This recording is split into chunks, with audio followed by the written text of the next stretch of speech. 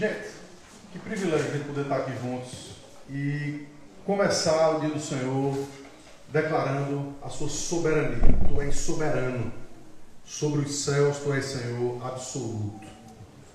E essa soberania de Deus que a gente cantou sobre ela vai fazer parte do texto que a gente vai ler aqui. O texto hoje é a continuação de Atos capítulo 1, tá certo? Continuação de Atos capítulo 1. E vocês vão perceber um detalhe no texto que é um tanto burocrático. E a gente vai tratar sobre isso aqui. É muito importante. Então, Atos capítulo 1, a partir do versículo 15, eu vou ler. Temos alguns visitantes aqui, então eu vou fazer uma pequena introdução, relembrando algumas coisas que a gente já viu, e então entrar no nosso texto de hoje. Atos capítulo 1, versículo 15. Esses aqui são os últimos preparativos para o grande dia de Pentecostes, para a descida do Espírito Santo em Atos capítulo 2. Vamos ver o que foi que aconteceu imediatamente antes, na Escritura, sobre a preparação para esse dia. Naqueles dias, versículo 15, levantou-se Pedro no meio dos irmãos. Ora, compunha-se a assembleia de umas 120 pessoas. E disse: irmãos, convinha que se cumprisse a Escritura que o Espírito Santo proferiu anteriormente por boca de Davi acerca de Judas, que foi guia daqueles que prenderam Jesus, porque era contado entre nós e teve parte nesse ministério. Aí Lucas abre um parênteses. Ora, este homem adquiriu um campo com o preço da iniquidade, e precipitando-se, rompeu-se pelo meio, e todas as suas entranhas se derramaram. E isto chegou ao conhecimento de todos os habitantes de Jerusalém, de maneira que, na sua própria língua, esse campo era chamado Aceldama, isto é, campo de sangue. Ele fecha o parênteses, agora volta para o discurso de Pedro. Porque está escrito no livro dos Salmos: fique deserta a sua morada, e não haja quem nela habite, e tome outro o seu encargo. É necessário, pois, que dos homens que nos acompanharam todo o tempo que o Senhor Jesus andou entre nós, começando no batismo de João, até o dia em que dentre nós foi levado às alturas, um destes se torne testemunha conosco da sua ressurreição. Então propuseram dois: José, chamado Barsabás, cognominado Justo, e Matias. E orando disseram: tu, Senhor, que conheces o coração de todos, revela-nos qual desses dois tem escolhido para preencher a vaga neste ministério e apostolado, do qual Judas se transviou, indo para o seu próprio lugar. E lançaram sortes, vindo a sorte recair sobre Matias, sendo-lhe então votado o lugar com os 11 apóstolos. Vamos orar.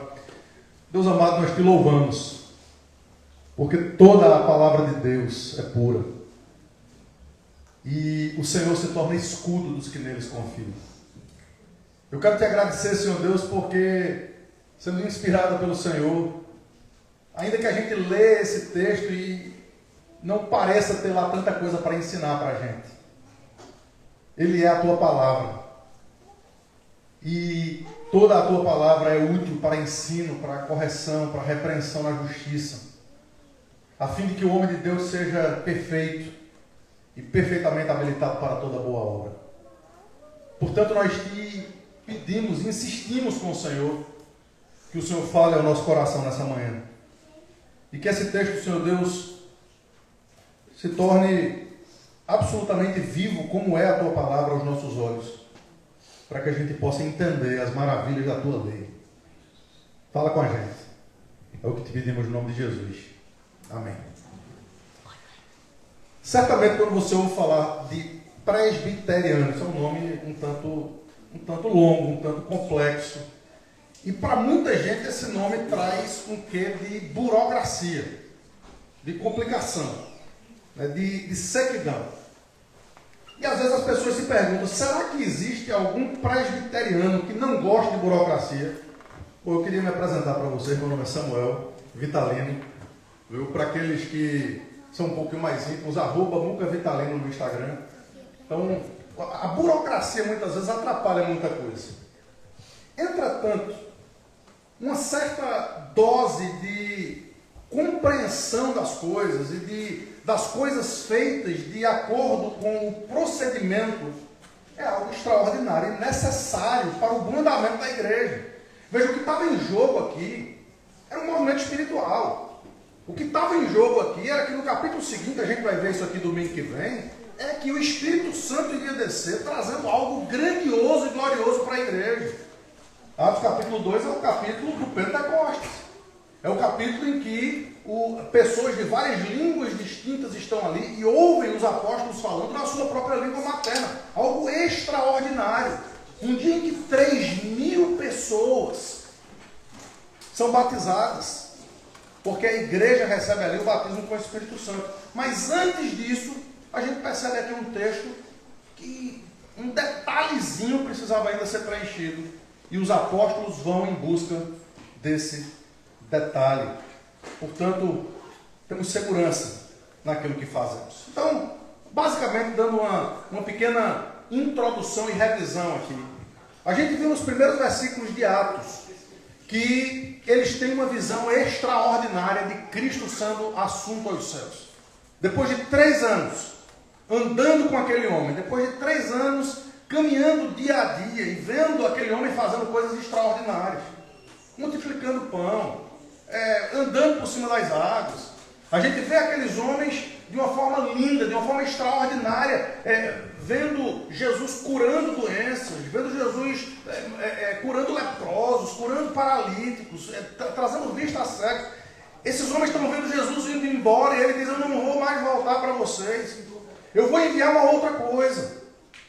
Eu vou enviar o Espírito Santo. E o que é isso? O que é isso, o Espírito Santo? Que força é essa? Que pessoa é essa? A gente vai entender precisamente isso nos próximos capítulos. Mas eles têm essa visão extraordinária. E enquanto os pés deles estão tocando aqui nessa terra, a gente percebe que os olhos deles estão voltados para os céus, para onde eles estão indo. E eles estão indo, certamente, na expectativa de que Jesus ia cumprir aquilo que ele estava dizendo. Eu vou voltar para vocês. Quem sabe eu e vocês precisamos dessa mesma expectativa. A expectativa de que a gente está vivendo aqui nesse negócio, de que a gente está vivendo nesse mundo que é um mar de lágrimas, um mar de dificuldades, de lamas. Mas a despeito desse mar de lamas e de dificuldades, a gente pode andar aqui com a expectativa e com o coração dizendo: ele vai voltar, ele prometeu. Ele vai levar a gente para casa um dia. Era essa a perspectiva dos discípulos aqui. Mas como é que eles esperavam isso? A gente viu no domingo passado. Eles esperaram isso unânimes, unidos em oração perseverante e unânime. E eu espero que, tendo... Pode entrar, tem lugares aqui. Pode ficar à vontade. Pode vir por trás também, se quiser. A despeito deles estarem orando, né, dessa forma, a gente percebe aqui que, como crentes que somos, a gente deve ouvir a palavra de Deus e aplicar ao nosso coração. E eu recebi algumas conversas muito interessantes essa semana. E pelo menos 2 delas tocaram profundamente no meu coração. De pessoas que, ao falarem comigo, disseram assim: pastor, a minha vida de oração mudou depois do domingo. A minha vida de oração mudou porque o Espírito Santo falou comigo. E queridos, que coisa extraordinária é poder ver pessoas sendo atingidas pelo Espírito através da pregação da palavra, para que coisas profundas possam acontecer. Não necessariamente mirabolantes. Não necessariamente a gente espera que domingo que vem, que a gente vai ver o dia de Pentecostes, um barulho estrondoso aconteça, línguas de fogo comecem a cair aqui e todo mundo comece a falar em outras línguas. Mas as vidas das pessoas estão sendo tocadas de forma que, não orando, elas passem a orar. Não tendo a comunhão com Deus, elas passem a querer ter essa comunhão com Deus, a querer andar com o Senhor, a querer receber de fato e de verdade o Espírito que muda o caminhar delas. Mas hoje a gente percebe aqui que depois dessa oração, o que é que mais pode vir? Oração perseverante e unânime. A gente percebe aqui que alguns detalhes são necessários. E esses detalhes, eles são trazidos aqui para alguns, de fato, burocráticos, mas importantes na preparação da igreja para a promessa de Cristo. E que detalhe era esse? No texto, o detalhe é o seguinte: Judas precisava ser substituído. Porque o colégio apostólico, e a gente vai entender isso profeticamente, o colégio apostólico precisava ter 12 homens, e exatamente como haviam 12 tribos de Israel no Antigo Testamento, para que o Espírito Santo pudesse descer. Alguém pode olhar para isso e dizer, mas que besteira, será que Deus precisa disso? Será que Deus precisa desse detalhe? Será que Deus... Por que Ele não manda o Espírito Santo e pronto? Por que Ele não faz isso com a gente? Por que Ele não reaviva a nossa alma e pronto? Queridos, porque nesse processo de fazer aquilo que Ele quer, e a gente vai entender isso no final desse capítulo aqui, Ele quer trabalhar o coração da gente. E Ele quer mostrar para a gente algumas coisas que são importantes para que a gente possa seguir na caminhada. Algumas pessoas podem achar aqui que os discípulos se precipitaram. Veja, Atos é um livro narrativo, é um parecer teológico aqui, Atos é um livro narrativo, e o verdadeiro 12º apóstolo não era esse Matias aqui, era o apóstolo Paulo, que veio muito tempo depois. Veja, não tenham dúvida de que Paulo vai ser o herói de Lucas, que é quem está escrevendo o livro de Atos. Mas Lucas não permite essa interpretação, porque Paulo não trazia com ele todas as prerrogativas para ser esse 12º homem aqui. É interessante a gente perceber isso. Lucas não permite essa interpretação. Como eu disse, ele vai ser o herói mais na frente. Mas Paulo não podia ser um apóstolo como os outros 11. Ele vai ser considerado por ele mesmo como fora do tempo. Ele disse, eu sou apóstolo, fora de tempo. Eu sou talvez o menor dos apóstolos. Mas eu não faço parte. Paulo nunca foi contado entre os 12. Por que isso? Por que essa besteira? Porque um homem tão grande quanto ele foi não pode ser contado entre os 12. A gente vai entender que Matias precisava assumir essa posição de profecias bíblicas. Veja aí no versículo 15. Naqueles dias, levantando-se, eu estou em Atos capítulo 1, tá? Atos capítulo 1. Naqueles dias, levantando-se Pedro no meio dos irmãos, ora, compunha-se a assembleia de umas 120 pessoas. Domingo que vem isso vai aumentar para 3.000. A gente vai ver que no dia de Pentecostes há um grande aumento na igreja do Senhor. Compunha-se a assembleia de umas 120 pessoas e disse, irmãos, convinha que se cumprisse a Escritura, que o Espírito Santo proferiu anteriormente pela boca de Davi acerca de Judas. Então a primeira coisa que a gente vê aqui é que todo mundo pensa, não, o Espírito Santo só vem no dia de Pentecostes. Antes disso não tinha o Espírito Santo. Ora, impressionantemente, Lucas faz questão de dizer que lá no tempo de Davi, quem inspirou Davi para escrever os Salmos foi quem? Está escrito aqui. O Espírito Santo havia inspirado Davi. Então quebra aquela ideia de que o Velho Testamento é Deus Pai, o Novo Testamento é Deus Filho, e a partir de então é o Espírito Santo. Não, Deus é um Deus triuno, desde a criação até a consumação. E em todos os momentos, Deus Pai, Deus Filho e Deus Espírito Santo está fazendo a sua obra.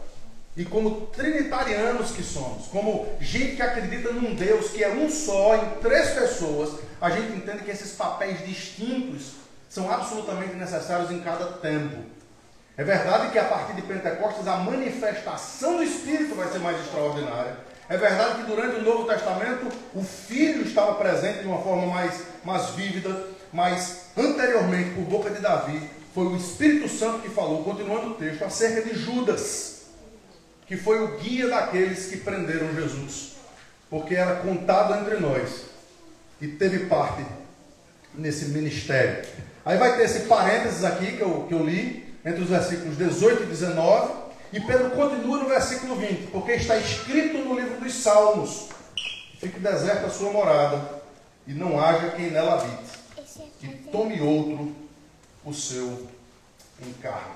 Então o que a gente vê aqui, em primeiro lugar, é que Judas, a ideia de Judas, ele faz com que a gente possa pensar em relação à própria igreja de hoje.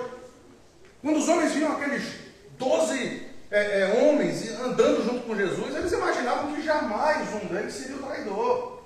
Eles imaginavam que certamente eles seriam apóstolos e líderes e profetas ou o que quer que fosse para sempre. Mas essa expressão que Lucas coloca aqui é fantástica. Ele era contado entre nós. Ele teve parte nesse ministério. Queridos, é possível que gente que seja crente aos olhos dos outros, que gente que seja pastor e líderes aos olhos dos outros, faça parte desse ministério, não seja de fato um filho de Deus. A gente não pode entender. Eu quando eu cresci, deixa eu contar essa história para vocês. Quando eu crescia, meu avô era pastor, homem de Deus, mas às vezes a gente fazia uma brincadeira e falava de algum outro pastor. E eu sempre ouvia isso de meus pais e de meus avós. Olha, não fale de ungido do Senhor.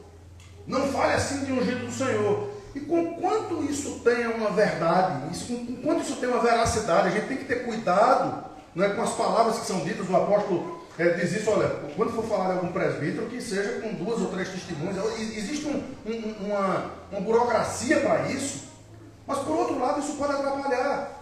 Isso pode atrapalhar no sentido das pessoas acharem que pastor não peca, que líderes cristãos religiosos são de uma casta superior, como se nós de alguma forma fôssemos mais santos que vocês. E aqueles que me conhecem mais de perto sabem que nada mais longe da verdade. Nós somos pó, nós somos barro, os nossos pés são de barro, nós somos absolutamente necessitados da oração dos santos. Assim como Spurgeon, eu posso dizer a vocês, orem todos os dias para que o pastor de vocês seja guardado pelo Espírito Santo do Senhor, para que o coração do pastor de vocês seja guardado pelo Espírito Santo do Senhor, porque não há absolutamente nada diferente. Assim como as pessoas olhavam Judas. É interessante essa perspectiva de Judas, né? Porque quando Jesus nasceu do Senhor, disse assim, olha, um de vocês vai me trair. A gente não vê o apóstolo Pedro dizendo assim, rapaz, será que é João? A gente não vê Bartolomeu dizendo, rapaz, só pode ser Tomé. Não. A gente vê cada um deles olhando para si, dizendo, Senhor, serei eu. Será que eu sou esse que vou trair o Senhor? Porque cada um deles sabia da capacidade que tinha de trair o Senhor. E quanto mais nós sabemos da nossa capacidade de trair o Senhor, mais próximos dele, a gente vai poder andar. Que a nossa humildade seja conhecida. Mas o apóstolo Pedro, ao trazer essa mensagem aqui, diz assim, está escrito no livro dos Salmos, versículo 20. Fique deserta a sua morada e não haja quem nela habite. Isso é Salmo 69. E ele aplica isso aqui ao que Judas iria fazer. Lucas vai explicar daqui a pouco no parênteses. Mas depois ele diz assim, a gente tem algo que precisa ser feito aqui. Salmo 109 diz assim, tome outro o seu encargo. Ou seja, nós precisamos do 12º apóstolo. Por mais não compreensível que isso seja aos nossos próprios olhos, por mais besta que isso possa parecer, e às vezes algumas coisas que a Bíblia traz podem parecer bestas aos nossos olhos. Hoje em dia, quando a gente prega alguma verdade, tem muita gente que diz assim, pastor, isso não precisa disso não. Isso é burocracia, prega o evangelho. Vive a tua vida, isso é besteira, querido. Eu concordo que há muita besteira e que há muita tradição desnecessária na igreja. Mas tem muita coisa que é necessária. Tem muita coisa que é precisamente aquilo que a Bíblia diz. E espero que a gente possa compreender isso a partir desse texto. Mas veja que nesse parênteses, então, Lucas explica como a interpretação de Pedro bate com os fatos. O que Pedro está dizendo ali bate com os fatos, versículos 18 e 19. Ora, este homem, Judas, adquiriu um campo com o preço da iniquidade. Qual foi a iniquidade? Ele entregou o seu Salvador. Ele fez isso com um beijo. Ele ganhou 30 moedas de prata. O que foi que ele fez com aquelas 30 moedas? Ele comprou um terreno. E o que aconteceu naquele terreno? Ele, cheio de remorso, nenhum arrependimento ali no choro de Judas. Nenhum arrependimento, igual o choro de Esaú do Antigo Testamento. Tá? Nenhum arrependimento, apenas choro, remorso, porque ele sabia que tinha se lascado todinho. Não é? Sabia que não tinha volta para ele, não tinha jeito. Ele vai e se suicida precisamente naquele campo. E Lucas, como médico, ele descreve aquela aquele suicídio. Ele descreve aquela morte como que as suas entranhas ficando completamente abertas e o campo todo cheio de sangue. Ora, ele adquiriu um campo com o preço da iniquidade e precipitando-se, no outro texto a gente viu que ele se enforcou, rompeu-se pelo meio e todas as suas entranhas se derramaram. Que cena! E isso chegou ao conhecimento de todos os habitantes de Jerusalém, de maneira que em sua própria língua esse campo é chamado Alceldama, isso é, campo de sangue. Então, nesse sentido, Lucas traz para os leitores de Atos aqui duas questões importantes, que serão os dois pontos da nossa mensagem nessa manhã. Um que resolve um problema dos nossos dias. Um que resolve um problema dos nossos dias.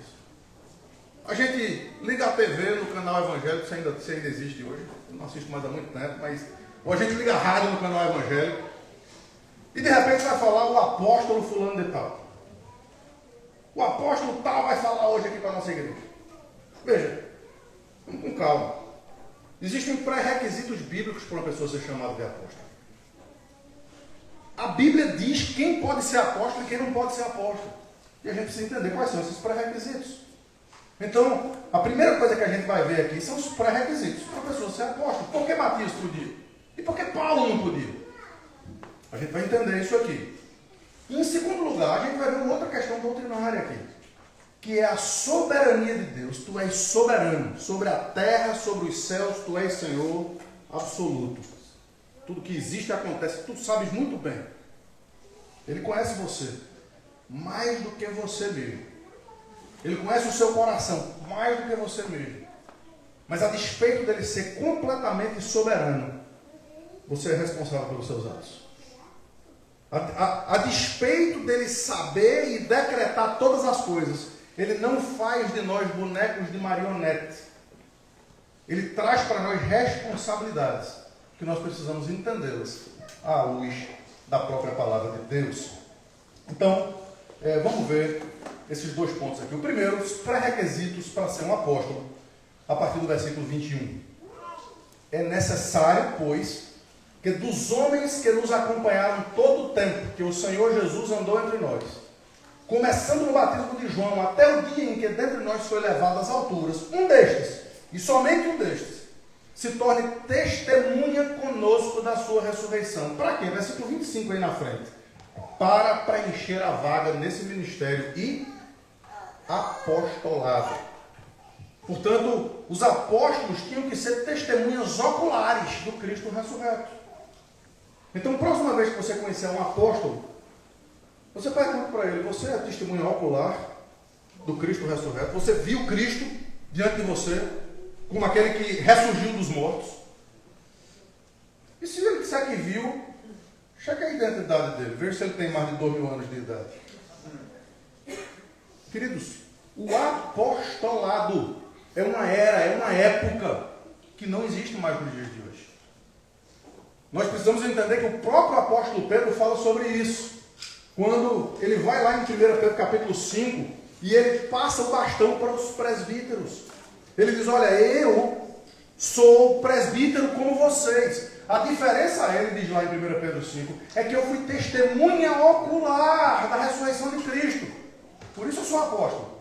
Mas quando a gente vai chegar em Atos capítulo 15, a gente vai perceber que os apóstolos não resolveram o problema da igreja sozinhos. Quem foi que eles chamaram para o meio da confusão ali de Atos 15? Os presbíteros. Os homens, os anciãos, aqueles que foram separados para que a palavra de Deus pudesse ir adiante. Então Paulo, fora de tempo, teve que encontrar Cristo no caminho de Damasco. Quando ele estava indo para Damasco, Paulo tinha visto Cristo antes da ressurreição, depois não. Mas no caminho de Damasco, então, Cristo aparece para ele, cega ele. Né? Lembra que ele ficou cego?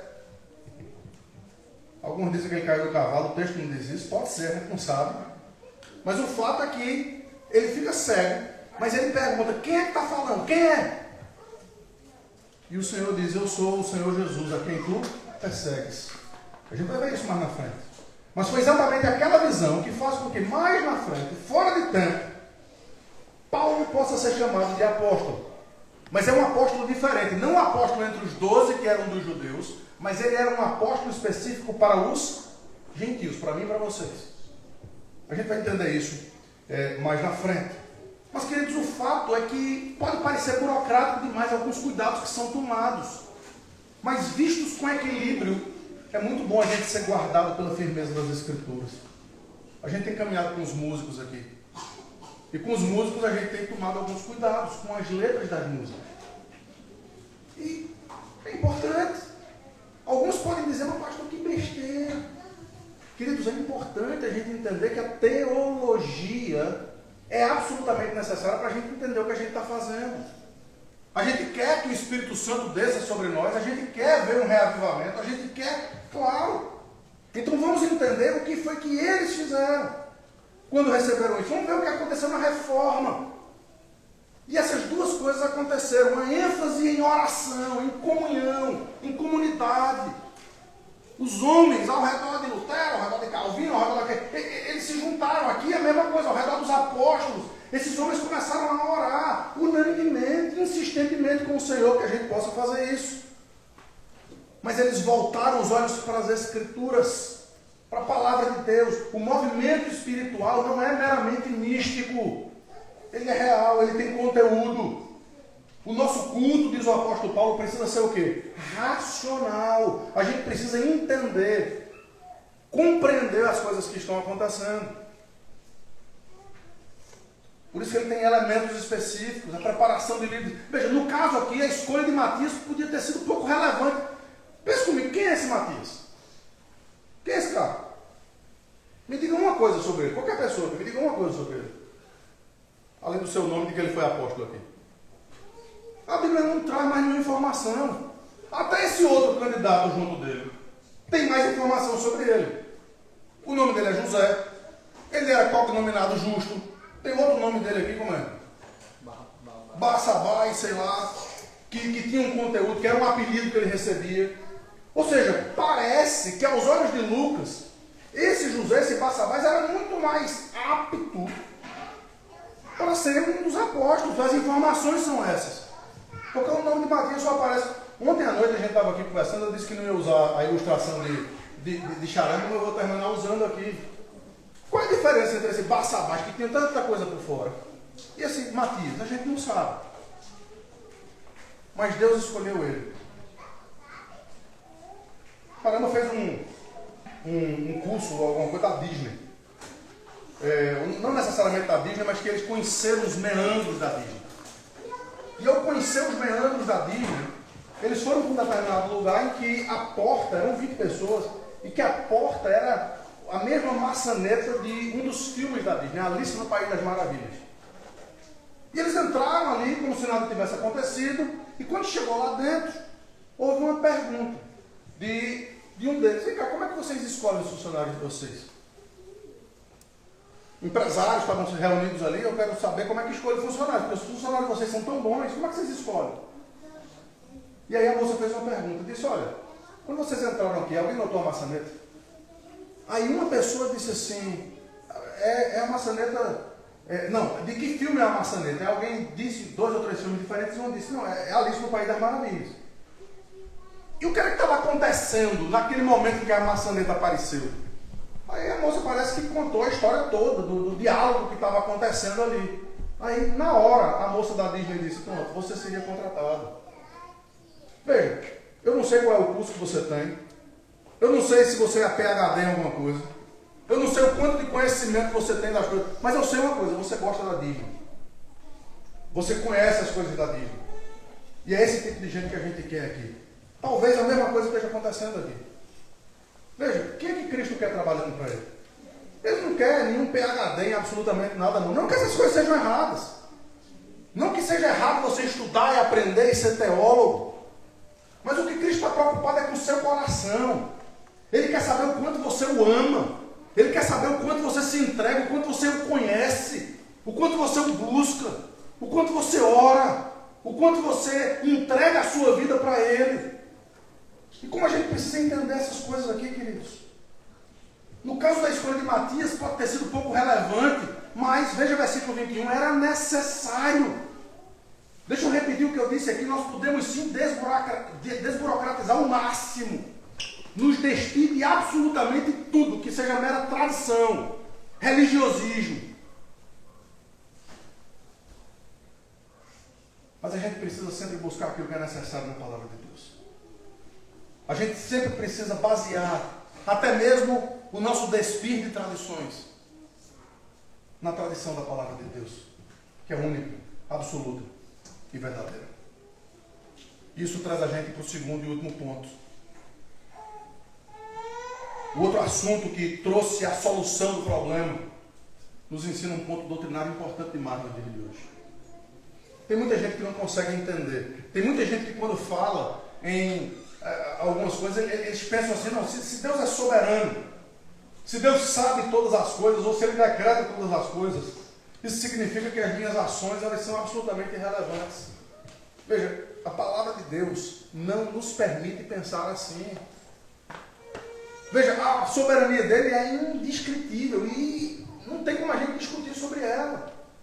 Ela é real, ela é absoluta. Ele conhece não apenas o futuro por conta de um conhecimento tácito, mas ele é aquele que decreta. Veja, o Salmo 139, o que é que Davi diz? Todos os meus dias foram escritos e determinados quando nenhum deles havia ainda. Tal conhecimento do Senhor é maravilhoso demais para mim, é sobremodo elevado, não posso atingir. Davi, atingido pelo Espírito Santo, ele não conseguia entender essas coisas. Mas ao mesmo tempo, quando Davi peca, ele escreve o Salmo 51. E ele diz, eu pequei contra ti somente. Senhor, restitui em mim a alegria da tua salvação. Ele sabe e ele reconhece a sua responsabilidade diante dos seus atos. E queridos, que a gente possa não discutir sobre a soberania de Deus. Que a gente possa entender que de fato Ele é o Deus Todo-Poderoso, o Criador do Universo, é aquele que tem todas as coisas na palma de suas mãos. Ele não é um Deus que está à sua mercê, ou à minha mercê, ou à mercê de qualquer um que esteja. Veja, a teologia hoje está tão mudada, está tão transformada, que tem muita gente que hoje, agora, enquanto a gente está aqui reunidos, tem muitos pastores que estão decretando coisas. Eu decreto, eu falo, eu digo isso, e Deus que cumpra o decreto desses homens. O Deus das Escrituras não é assim. Ele é que decreta, e nós é quem cumprimos. Ele é quem diz o assim e o amém. E nós é que somos aqueles que devemos nos colocar à sua disposição, de coração e de braços abertos, para cumprir a sua palavra, e a sua palavra somente. E aí, queridos, a nossa vida vai ter sentido. Aí a gente vai poder viver como um corpo, não atrás de homens que dizem, assim diz o Senhor, mas atrás de uma palavra que nenhum homem pode mudar, que nenhum homem pode acrescentar, que nenhuma instituição pode dizer absolutamente nada diferente. É verdade que tem muita gente burocratizando isso e tornando os decretos de Deus quase que colocados numa caixinha, que a gente não pode nem fazer isso, nem fazer aquilo. Queridos, a palavra de Deus não fala nada sobre essas coisas. A gente se livra delas. A gente deixa elas de lado. Tem igrejas que eu não poderia pregar desse jeito. Está informal demais. Tem igrejas que gostariam de colocar em mim uma camisola preta. Tem igreja... Veja, tudo bem. Se eu estiver aqui com a igreja pregar de camisola preta, eu vou. Porque pouco importa. O grande problema está em nós nos deixarmos guiar por essas coisas, que são meras tradições humanas e que não tem absolutamente nada em relação ao que ensina a palavra de Deus. Veja aí o que diz o versículo 23. Propuseram dois, José, chamado Barsabás, cognominado Justo, e Matias, e orando disseram, tu, Senhor, que conheces o coração de todos, revela-nos qual desses dois tem escolhido, para preencher a vaga nesse ministério e apostolado, do qual Judas se transviou, indo para o seu próprio lugar. Versículo 26, e os lançaram sortes, vindo a sorte recair sobre Matias. E aqui é uma transição do Antigo Testamento para o Novo Testamento. Essa era a forma como os profetas eram escolhidos no Antigo Testamento, e sacerdotes. Eles lançaram sortes. Essa é a última vez que acontece na igreja, precisamente antes de Pentecostes acontecer. Isso acontece também, sabe, em outro momento? No momento da ceia do Senhor. O que é que está acontecendo na ceia do Senhor? Os discípulos estão comendo o que com o Senhor? A Páscoa. Eles estão comendo a Páscoa. E enquanto comiam a Páscoa, o Senhor quebra o pão e diz, a partir de agora é assim. Aqui acontece a mesma coisa, veja. Lançaram sortes, vindo a sorte recair sobre Matias, sendo-lhes então votado o lugar com os 11 apóstolos. Isso não acontecia no Velho Testamento. A igreja não era ouvida. O povo de Israel não era ouvido, era apenas a sorte. Mas agora, mesmo com a sorte sendo lançada sobre Matias, a responsabilidade é da igreja. É por isso que quando vocês são discipulados, vocês aprendem como devem ser os líderes.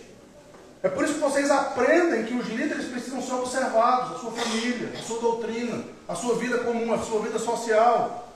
Por quê? Porque eles vão ser os líderes escolhidos pela própria igreja. Responsabilidade da própria igreja, de acordo com a escolha já feita pelo Senhor. A oração deles aqui, queridos, mostra claramente a consciência na soberania de Deus. Veja isso aqui.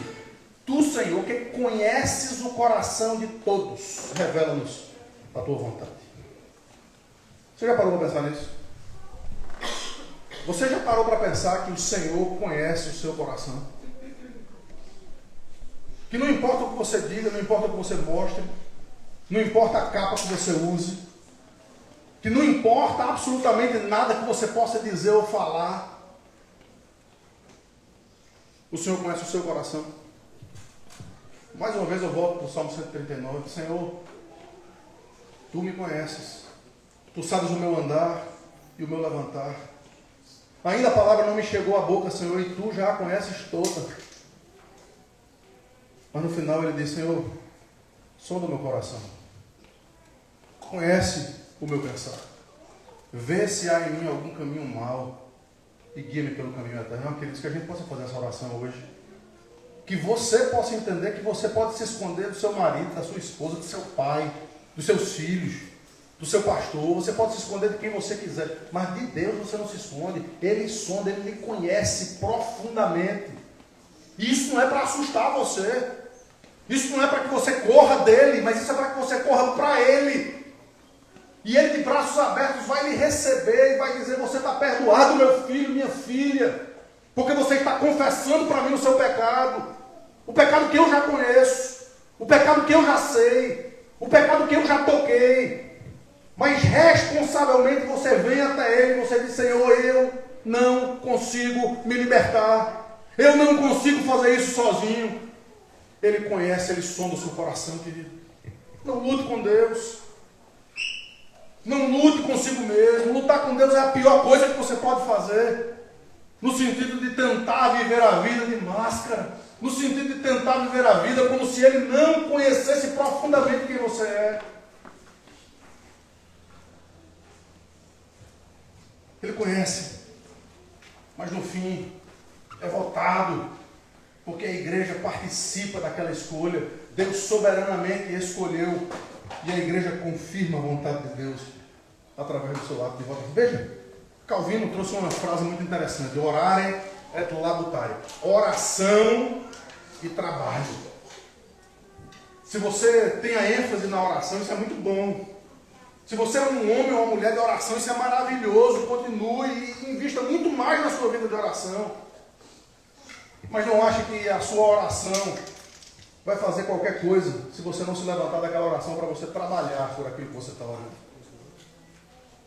Para você ir atrás, ir em busca, porque Deus, Ele ouve as nossas orações e Ele usa as nossas mãos. Você acha que Ele precisava disso? Não, Ele não precisava de nós para nada. Ele não precisava de nós para absolutamente nada. Mas Ele é tão gracioso que Ele resolve nos usar para que a gente possa ter uma sensação de responsabilidade. Para que a gente possa ter uma sensação de que nós podemos fazer alguma coisa. E se como igreja a gente entender isso, queridos, mais uma vez eu digo, que coisa extraordinária é que o Senhor pode fazer por intermédio dos irmãos. Pronto. Tudo resolvido. O colégio apostólico está completo novamente. Os olhos estão fitos nos céus, os pés aqui na terra. Os irmãos estavam orando, perseverante e unanimemente. Até os detalhes burocráticos já foram resolvidos aqui. Não é? Estava tudo certo. O terreno agora está pronto para a descida do Espírito Santo. E a minha pergunta para vocês é se o terreno aqui já está aplanado. Se nós já compreendemos que não vamos depender da nossa própria vontade, mas da vontade de Deus. Se nós já temos investido a nossa vida em oração sincera, perseverante, unânime. Se nós já... Veja, a gente quer o resultado. A gente quer o avivamento. A gente quer os nossos filhos nos caminhos do Senhor. A gente quer tantas coisas e tantas bênçãos de Deus. Tudo ótimo. Mas a gente não ainda, talvez, tenha colocado o nosso coração onde ele deve estar. E quem sabe essa manhã seja o momento e o dia de você colocar o seu coração derramando diante do Senhor. Tendo um compromisso com o Senhor, dizendo: Senhor, eu às vezes penso que algumas coisas são tão burocráticas e bestas que isso atrapalha a minha comunhão contigo. Ou então você pode dizer assim: Senhor, eu quero tanta coisa e peço tanta coisa ao Senhor, mas as minhas orações é quase que um contrato. Eu só faço pedir. E eu não tenho verdadeira comunhão contigo. As minhas orações não têm sido derramar-me na presença do Senhor para dizer o quanto eu te amo, o quanto o Senhor é importante para mim, o quanto eu não consigo viver e não consigo dar um passo, Senhor, sem a tua companhia, sem que o Senhor esteja do meu lado. As minhas orações ainda não estão assim, Senhor. Senhor, faz com que as minhas orações sejam assim. Eu tenho um compromisso com tanta coisa. Eu tenho um compromisso com tanta coisa mundo afora, mas as coisas do Senhor são sempre deixadas em segundo plano. As coisas do Senhor não são buscadas em primeiro lugar, porque eu não busco em primeiro lugar o teu reino e a tua justiça, mas você quer que as outras coisas sejam lhe dadas por acréscimo. Queridos, que a gente possa aproveitar esse momento burocrático dos discípulos aqui para sondar o nosso próprio coração. Para que o Espírito Santo, de fato, possa liberalmente ter terreno no nosso meio. As coisas não acontecem por acaso, você não está aqui nessa manhã por acaso. Nós ainda não conseguimos o nosso lugar definitivo por acaso. Há muita coisa que está nas mãos desse Deus soberano. Mas Cristo continua agindo através do Espírito Santo na vida de gente de família como a minha, como a de vocês. E o nosso sentido, a nossa oração sincera é que cada vez mais a gente esteja dilatando os nossos corações para que, abertos à sua palavra e abertos ao mover do seu Espírito, ele possa ser derramado no nosso meio. Para que a gente possa ver essas crianças cada vez mais ávidas por conhecer a Jesus. Esses jovens, como tem sido bom caminhar com vocês, queridos. Mas que eles possam cada vez mais buscar a presença de Cristo.